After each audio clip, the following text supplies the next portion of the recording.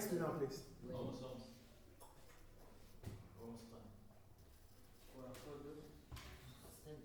Master. Where is class attendant? Where are the students? They are still on holiday. Well done. Yeah. Mr. Fresh, you did well done. Well done. Guys, we have to stop writing. Almost, I swear.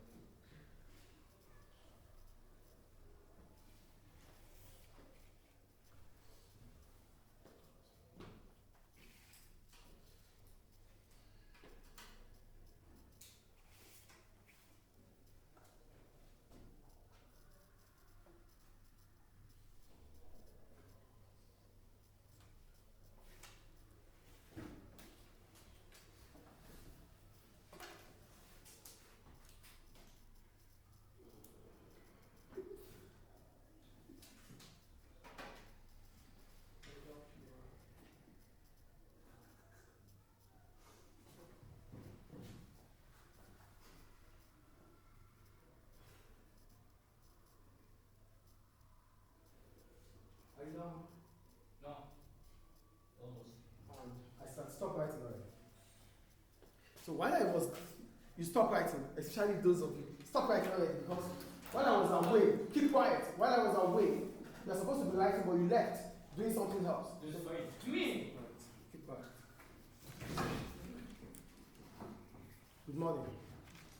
Morning. It's afternoon already. We continue with the market system. In previous classes, stop writing please. In the previous class, we talked about demand, supply, and equilibrium. That was the previous class. But when it comes to the market system or the market economy, the most important thing in the market system is about price. Price is used. Price is the amount we pay for a product, yes or no? Price is what? The amount we pay for a product. But how do we come about this price? We come about this price through the price mechanism. Through the what? Price mechanism. That's how we come about price. So in the market system, the price mechanism decide or determine the price of a product so that everything they sell in that market comes into equilibrium. We want a market to be equilibrium, which simply means whatever is being bought, is being sold in that market, is being bought. So whatever we bring into that market are assumed to be sold all. So that is what equilibrium is. The quantity of agreement between demand and supply. Where both demand and supply meet, that is equilibrium. This is equilibrium. So who decides equilibrium? The price mechanism. So the price mechanism for demand and supply decides on how scarce resources are being allocated. Scarce resources are being allocated. So it's about allocation of resources. And for us to allocate resources, we need the price mechanism, which involves both consumers and producers. Are you guys with me? Yes. Are you with me or not? Yes. If you do not understand, it's better you ask now. This is the only time you can ask me, not in the exam hall. I don't understand. I'll explain again. We're still on market economy. The market economy is about the price mechanism, which simply means allocation of resources is done by individuals and the private firms. That is why it's a price mechanism. It's a market economy. So in this economy, what really decides price is the price mechanism. The price mechanism. I won't talk about the price mechanism. We're talking about the price mechanism of demand and supply. So in every economy, we have what? Demand and supply. We have consumers and producers. That makes an economy. You are either somebody that sells or you are somebody that buys. That is how it works. Is it making sense now or not, please? Is it making sense or not? In every economy, we have consumers and producers. So you are either a producer or a consumer. So how do we decide how to allocate resources in this market? We need the price mechanism of demand and supply. Because at any point in time, we must always reach what? Equilibrium, where we have equilibrium price and equilibrium quantity. This is just a preamble. Now let me explain what I've written. What is the role of the price mechanism in the market economy? You already know what the market economy is, where the individuals, the private firms decide what to produce, how to produce, for whom to produce to. That is allocation of resources. What to produce, how to produce, for whom to produce to, is decided by the price mechanism in the market economy. So which simply means allocation of scarce resources is determined by the demand for and the supply of. Economics is the study of allocation of resources. That is economics. So what is the role of the market economy when it comes to price system or price mechanism? The role of the market economy in the price economy or in the price mechanism is that they decide the price to sell products. Because without the price, we can as well not buy. You can't go to the market and they give you the product. We have price. Why do we have price? We have price because something has been purchased, something has been sold, there's transaction. So what decides how much we pay for a product? The price mechanism, which is the demand for, which are from the consumer, and the supply of, which is from the producer. So in every system we have what? Demand and supply. Can you put your head up, please? You just ask the question and any question up to now? We have demand and what? Supply. But in the price mechanism, the role of the price mechanism in the market economy is to decide the price. The role of the market in the price, the role of the price mechanism in the market economy is to decide what? To decide what, please? To decide what? The price. Are you guys with me or not? I'm sleeping. Look, it's not a joke here because these are things you write for me in the exams. You said you're sleeping. I'm sorry for you. You will get it very soon. Huh? I'm explaining things now. You're asking me. I'm asking you, do you understand or not? Yes. Do we understand or we don't understand? Yes.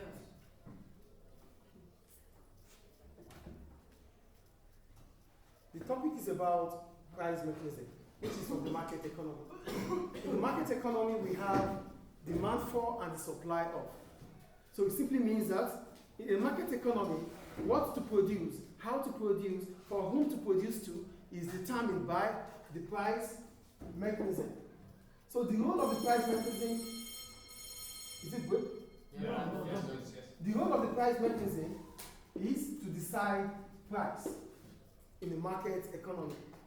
So which simply means we are finding a way to have equilibrium price and equilibrium quantity, where demand and supply meet. That is the role of the price mechanism. Any question up to now? Good. So the price mechanism is defined as the means which decisions are made between consumers and businesses, which is demand and supply. So price mechanism function, the first one is signaling, the second one is rationing, and the third one is transmission of preferences. So we're going to start with signaling. You know what signal is, right? A sign. Signaling is a what? A sign. So how does price become a sign? How does price becomes a sign for consumers and producers? That is the function of price. Here we're talking about the function of what? Price. The first function of price is signaling. That means price can serve as a sign to both consumers and producers. So how does price act as a sign? Stop that already. And sit down properly. I'm going to take my own time to explain. And I'm going to take my own time to give you zero when you write nothing. Yes, that is how it works. This semester, I'm going to put more effort in more writing. So you better start thinking of changing if you want to change. Because the previous exam is just a tip of the iceberg. The next one is going to be more difficult and more writing. And that is the fact. So make your choice right now before it's too late. So it is only when you listen more you understand what I do in the classroom.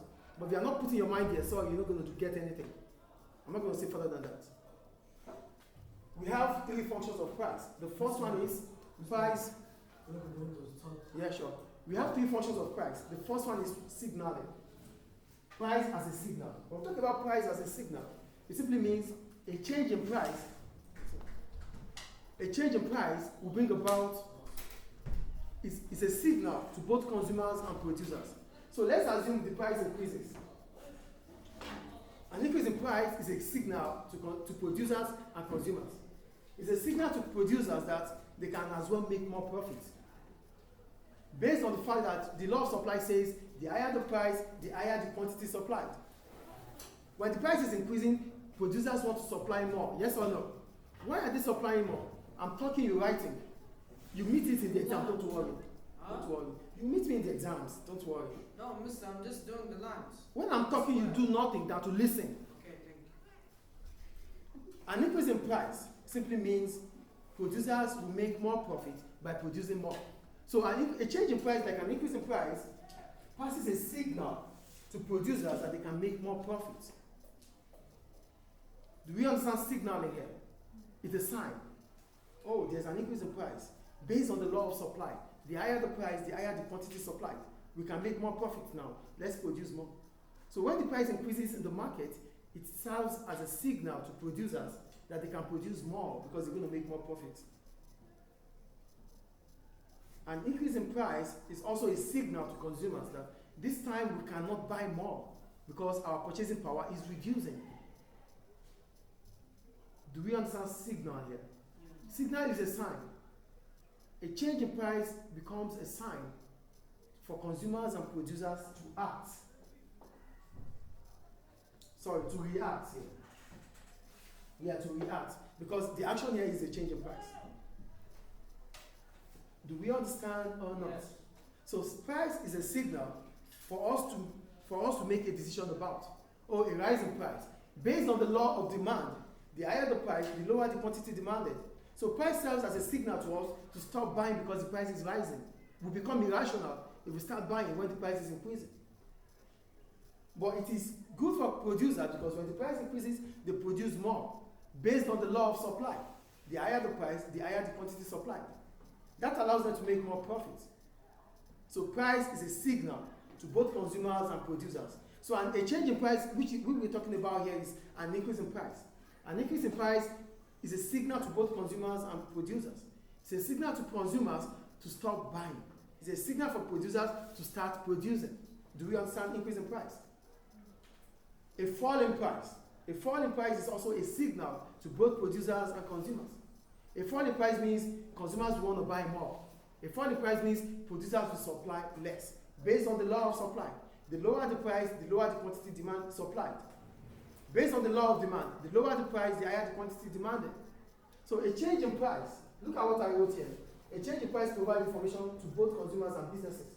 A rise in price indicates that products are high in demand, which producers will be able to increase revenue by producing more. So a rise in price means producers will produce more and make profit. A fall in price is a signal to consumers to start buying, to enjoy, to make satisfaction, to be able to enjoy the value for their money. So a rise in price is for suppliers to produce more. A fall in price is for producers to buy more. Do we understand the signal here? Do we understand signal? Signal properly, please. Do we understand price as a signal? Yes. The second one is rationing. Rationing simply means where we give it to. How much is being supplied there or supplied there. So how do we get to rationing? We get to rationing as soon as there's what? Scarcity. I'm going to explain this again. How do we get into rationing? We get to rationing because of what? We get to rationing because of what? So as soon as there's scarcity in the market, price of a product what? Increases. Do we get it or not? Yes. As soon as there's scarcity, let's assume there's scarcity of pens. Of pens. As soon as there's scarcity of pens, the price does what? Increases. Do we get it? Repeat that. Repeat. Yeah, sure. We have rationing, which is another function of price. Another function of price is rationing. And when we talk about rationing, it simply means we are giving it to those who can afford it. So how do we give it to those who can afford it? What brings about rationing? We start thinking about rationing because there's what? Scarcity. So as soon as there's scarcity in the market, the next reaction of producers is to increase the price. Oh, the demand for our product is increasing. So if the demand for our product is increasing, we raise the price. Because demand is greater than what? Supply. Is it making sense, please? Is it making sense or not? Okay. As soon as there is a shortage in the market, price rises. This discourages some consumers from buying. As a result, firms will only sell to those who can afford the new price, and that may disturb equilibrium. There's an increase in price. Sit down properly, please. There's an increase in price because there's scarcity. So as soon as there's scarcity, the price increases.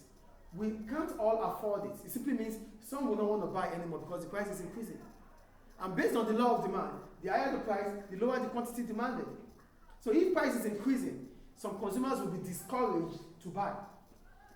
So which simply means we will only sell to those who can afford it. Rationing.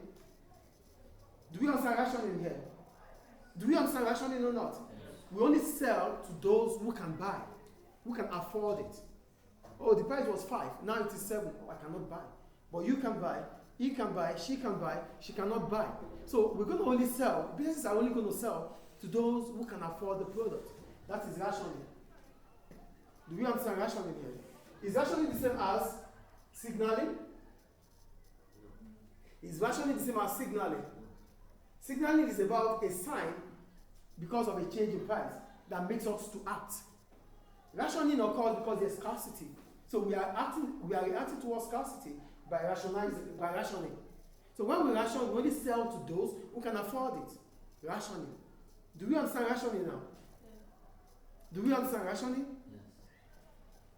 The third one, transmission of price for preferences function. If consumers start buying your product, or if consumers start demanding for your product, it simply means they love your product. So if the demand for your product increases, it's transmitting an information to producers that the demand for their product is increasing based on the fact that consumers like the product. Do you understand transmitting here? So if we have product A, B, C in the market, they are all competitors. But demand for product A continues to rise, and these continue to fall over time. It is transmitting preferences to producer of A that customers like the product. Do we understand transmission here? Yes. So there's an increase in the demand for product A. This simply means it's transmitting an information that consumers prefer to buy product A instead of B or C. Do we understand this, please? Yes. Do we understand or not? An increase in demand for a product transmits information about consumers' preferences to suppliers. So if the demand for product A increases, it is a message that customers or consumers prefer to buy product A instead of B or C. That is transmission. Any question about it? No. Any question about it, please? No. Great. Then in summary, prices are set by the market forces of demand, supply, to eradicate disequilibrium in the market. There's disequilibrium. So look at the graph here, please. This is Scarcity. now excess demand, excess supply. Please look at the board, please. There's excess demand, there's what? Excess supply. Both excess demand and excess supply are what? This equilibrium. Put your head up, please. This is a graph, which I'm going to ask you the exam to interpret. There's a graph here now. There's S greater than D, and there's D greater than S. This means excess supply. This means excess demand. What brings about excess demand? What brings about excess supply? Both situations are what? Disequilibrium. Disequilibrium means the market is not balanced. So what brings about excess demand? Excess demand is as a result of a price being sold below equilibrium price. Price below equilibrium price.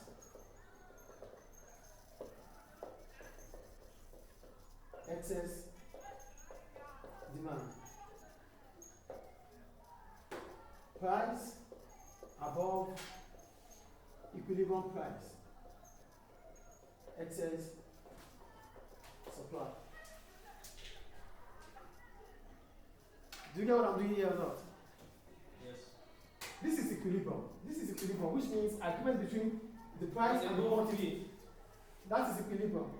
If price increases from PE to P1, if it increases from PE, let's say from PE to P2, okay, yeah, from PE to P2, let's say this is PE to P2, and this is PE to P1. So look at the board, please. And what's in the middle? PE, equilibrium. Right. So this is equilibrium, this is P2, and this is, stand up and go to the back here. No, I didn't talk. Just go there. No, I didn't talk. And after this class, I'm taking you to the admin immediately. Just go back here.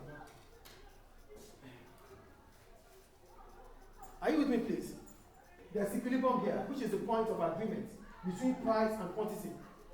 If the price increases from PE to P2, it brings about excess supply because the price is above equilibrium. And based on the law of supply, the higher the price, the higher the quantity supplied. So producers are incentivized to produce more because the price is increasing for them. So they're going to make more profit. Can you put your head up, please? I don't understand why you are fighting against information. I don't get it. Sorry. There's equilibrium here. This is a low price. This is a higher price. This is where the market intersects. A rise in price, a fall in price will bring about excess supply and excess demand. A fall in price from PE to P1 means demand will be greater than supply, excess demand. Based on the law of demand, when price falls, consumers want to buy more, excess. A rise in price above the equilibrium price will bring about excess supply. So there's excess demand, there's excess supply. Excess demand is as a result of a price set below equilibrium price. Excess demand is as a result of a price set above equilibrium price. This is the market equilibrium. A higher price is disequilibrium. A lower price is disequilibrium. A lower price is excess demand. A higher price above equilibrium is excess supply. So the function of the price mechanism is to ensure that there's equilibrium. So if price is increasing, the market forces of demand and supply will reduce the quantity demand. Then the price comes back to equilibrium. So a higher price can be solved, a lower price can be solved. A higher quantity can be solved, a lower quantity can be solved. At every point in time, at any point in time, we have to be at what? Equilibrium. At any point in time, we have to be what? At any point in time, the market has to be what? Equal. At any point in time, the market has to be what? Match. Equilibrium. I'm asking the class, at any point in time, the market has to be where? The market has to be where, please? Equilibrium. So the point about everything we've talked about today is that at any point in time, we have to be here. And this is the function of the price mechanism, to set the price and the quantity. Do we get it or not? Yes. Any question? No. There's excess supply, there's excess demand. Excess demand is as a result of a price set below equilibrium price.